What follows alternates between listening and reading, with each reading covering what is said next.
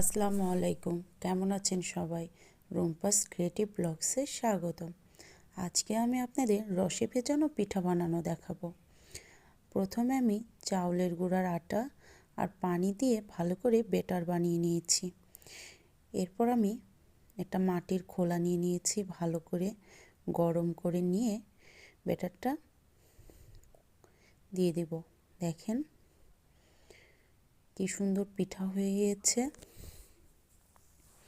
ফুলকো ফুলকো পিঠা বানিয়ে ফেললাম। এরপর আমি রসটা বানিয়ে নিব। প্রথমে ঘন করে দুধটা জাল দিয়ে নিয়েছি। এদিকে একটি পাত্রে গুড়টা গুলিয়ে নিচ্ছি।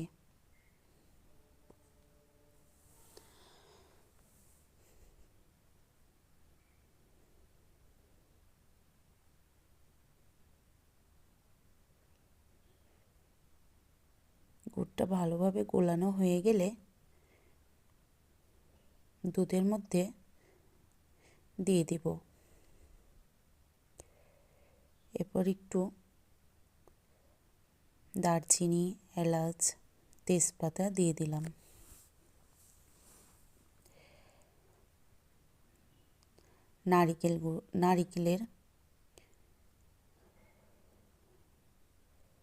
নারিকেল কোড়া দিয়ে দিলাম। এরপর একটু তেল ভাজা গুঁড়ো করে দিয়ে দিলাম।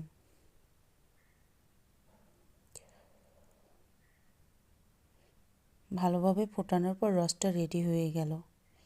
এবার এর মধ্যে পিঠাগুলো দিয়ে দিব।